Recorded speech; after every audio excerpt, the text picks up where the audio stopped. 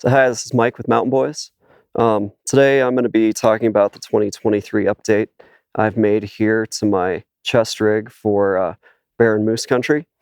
So those of you who haven't seen the previous videos here on my channel, just to let you know, it's a high-speed gear chest panel, chest rig, and on that I've got a holster for bear spray, and I run a sidearm on here as well.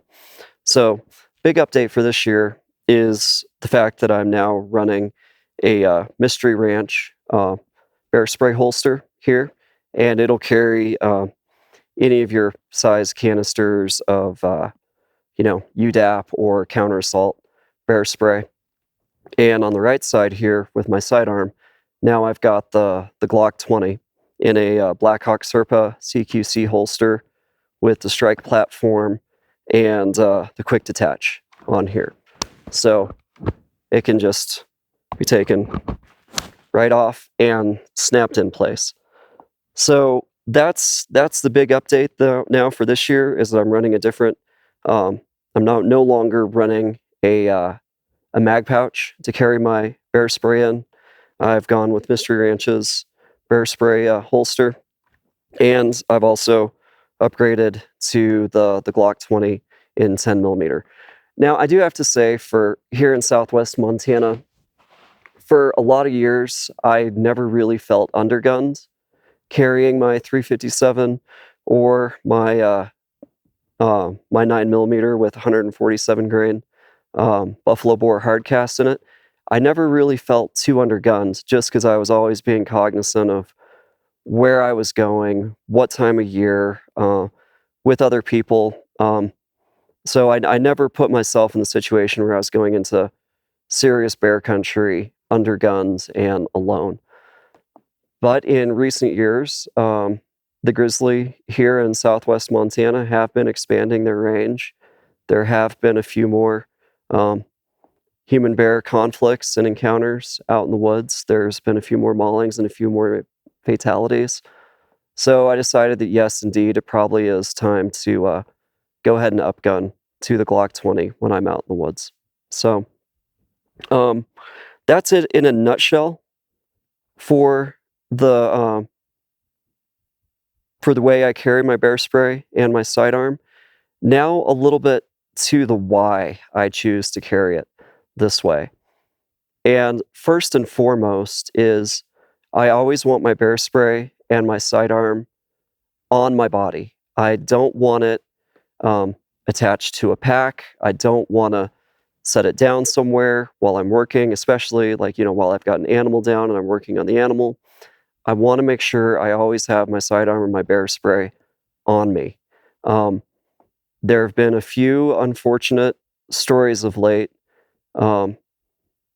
where some maulings and some fatalities happened when people didn't have their bear spray and their sidearm on their person. So that's the first big reason, is that I always want it on my body. The second reason I went for this instead of something else, like a hip holster, is that by and large in the woods, I'm almost always carrying a pack. And here's my hunting pack, and this is an upgrade also this year. This is the Mystery Ranch Pop-Up 30 hunting pack. And the first thing you're going to notice here is that there are no interferences right now with my bear spray or with my sidearm right now when I've got a pack on.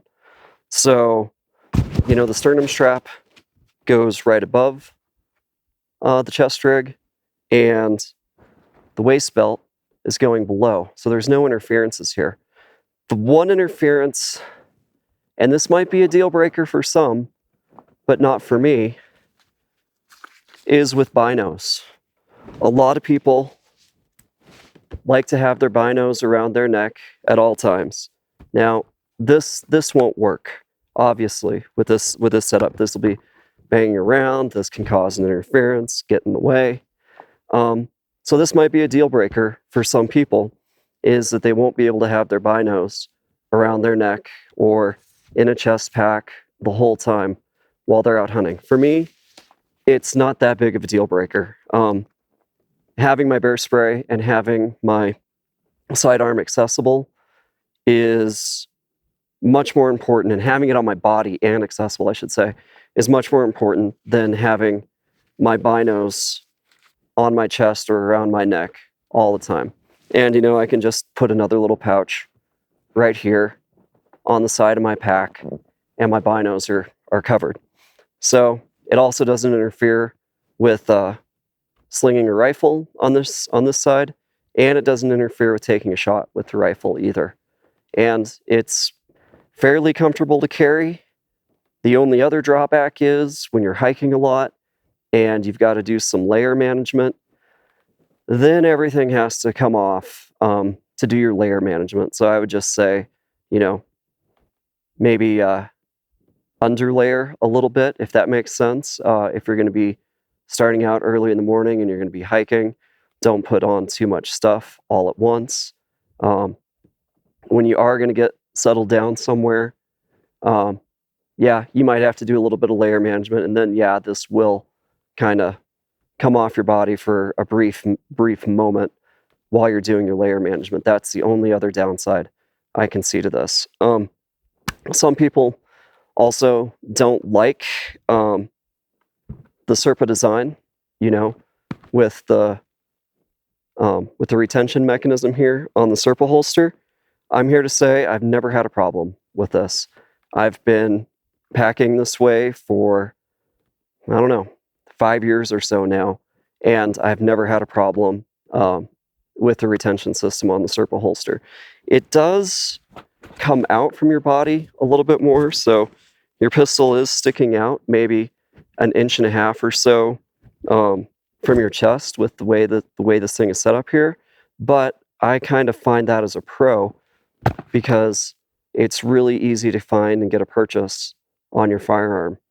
And I guess the only other comparison I could make here with holster types, especially those that go on your chest, would be the Kenai holsters. And those are great, but they don't have the positive locking retention that the Blackhawk Serpa does. And there's no way to as efficiently and effectively carry bear spray on the same rig, I feel like. And that's probably the other big benefit of this, is having both bear spray and sidearm at the same time. So that's just, again, the quick update for 2023. It's the new bear spray holster, upgrade to a Glock 20, and a change in hunting pack here, which is the Mystery Ranch Pop-Up 30. So thanks. I'll see you next time.